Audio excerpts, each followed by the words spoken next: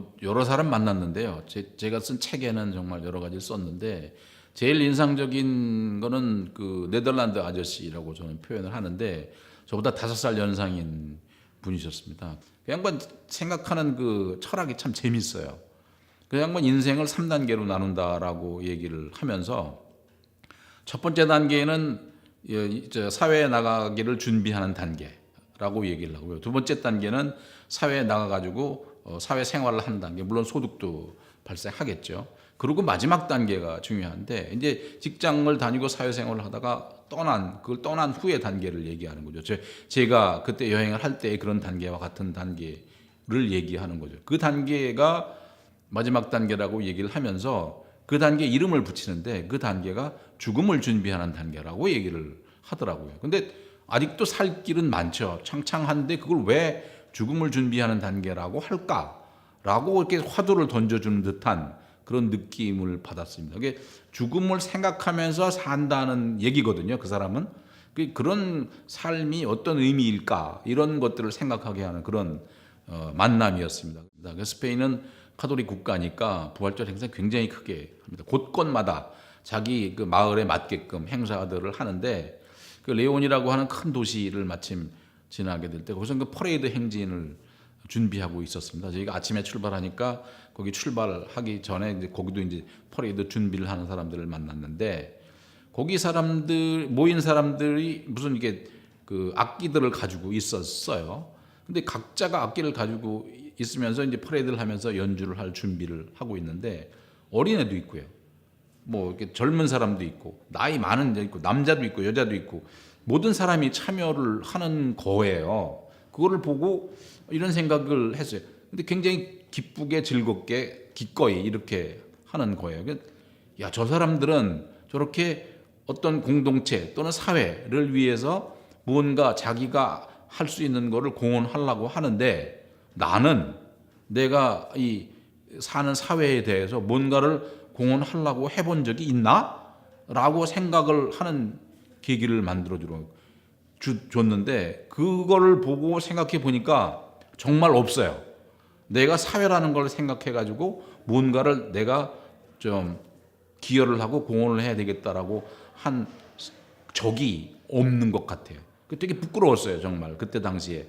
그 여행에서 저를 이제 정리를 했는데 그게 이제 어떻게 살아야 될 것이냐라는 거를 정리를 했죠. 그걸 물론 제가 책을 쓰기도 했지만은 그 결국은 그런 생각이 드는 거예요. 이제는 뭐 내가 돈 벌고 그런 것도 아니니까 어떻게 하면 조금이라도 남한테 기여를 하면서 사는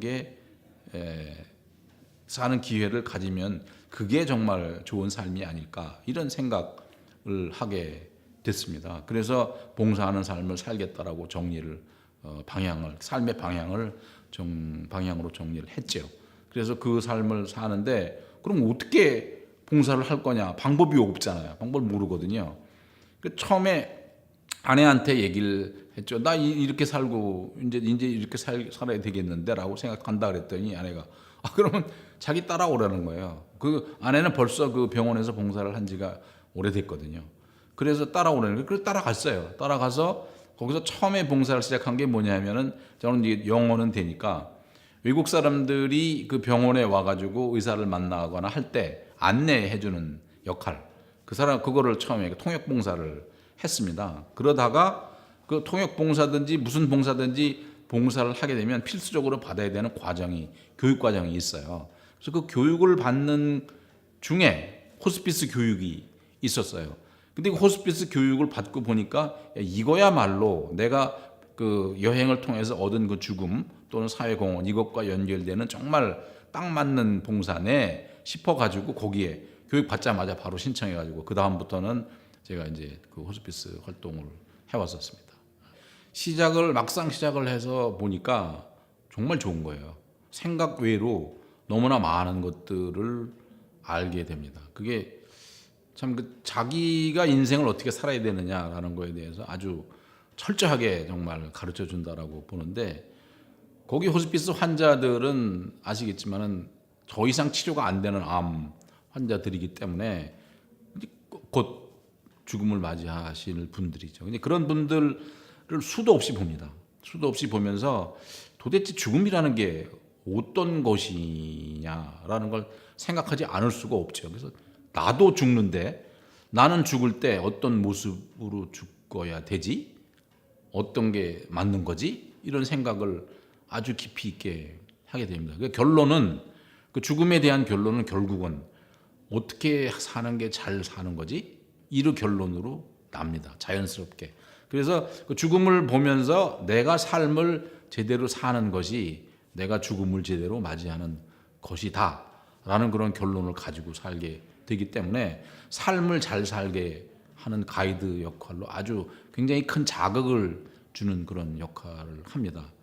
또 하나는 그 이제 봉사를 하게 되면은 뭐 거기 목욕도 시켜드리고 뭐 발 마사지도 해드리고 성가도 해드리고 그게 굉장히 그 도움을 환자들한테 기꺼이 뭐 불교 환자는 불찬불가도 불러드리고 불교식 기도도 해드리고 개신교는 개신교에 맞춰서 이렇게 다 해드리는데 그런 사람들한테 이렇게 봉사를 해드리고 나면 정말 그 사람들이 고마워하죠.